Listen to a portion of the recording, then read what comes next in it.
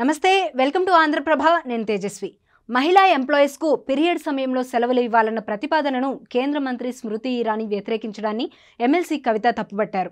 ఆమె వైఖరి నిరుత్సాహపరిచిందని, మహిళల బాధను విస్మరించారని అసహనం వ్యక్తం చేశారు. నెలసరి సమయంలో మహిళా ఉద్యోగులకు వేతనంతో కూడిన సెలవు ఇవ్వనవసరం లేదని స్మృతి ఇరానీ చేసిన వ్యాఖ్యలపై అసంతృప్తి వ్యక్తం చేస్తూ ఎమ్మెల్సీ కవిత ట్విట్టర్ వేదికగా ట్వీట్ చేశారు.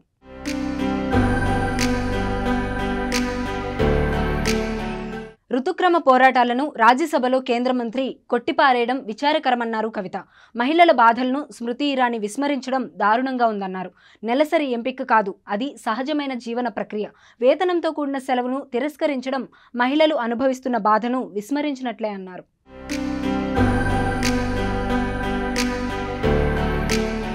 రాజ్యసభలో ఆర్జేడీ ఎంపీ మనోజ్ కుమార్ అడిగిన ప్రశ్నకు ఇరానీ సమాధానమిచ్చారు.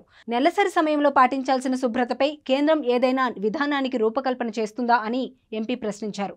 పీరియడ్ సమయంలో పాటించాల్సిన శుభ్రతపై ప్రభుత్వం ప్రత్యేక దృష్టి సారించినట్లు స్మృతి ఇరానీ తెలిపారు.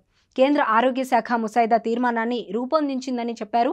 ఈ విధానం ద్వారా మహిళల్లో చైతన్యం కలిగించడమే లక్ష్యమని స్పష్టం చేశారు. 10 నుంచి 19 ఏళ్ల వయసున్న అమ్మాయిల్లో వివిధ కార్యక్రమాల ద్వారా నెలసరి శుభ్రతపై అవగాహన కల్పించేందుకు promotion of menstrual hygiene management స్కీమ్ను ఇప్పటికే అమలు చేస్తున్నామని స్మృతి ఇరానీ గుర్తు చేశారు.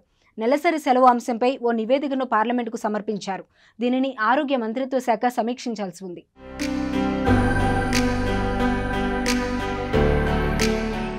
గత వారం కాంగ్రెస్ ఎంపీ శశిథరూర్ ఇదే అంశంపై అడిగిన ప్రశ్నకు స్మృతి ఇరానీ సమాధానం చెప్పారు.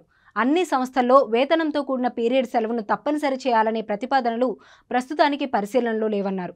ఋతుస్రావం అనేది మహిళల్లో ఒక శారీరక ప్రక్రియ అని, కొద్దిమంది మహిళలు మాత్రమే డిస్మోనోరియా లేదా నెలసరి అనారోగ్యం వంటి సమస్యలతో బాధపడుతుంటారు అన్నారు. చాలా వరకు ఇలాంటి సమస్యలను మెడిసిన్స్ ద్వారా నయం చేసుకోవచ్చని స్పష్టం చేశారు.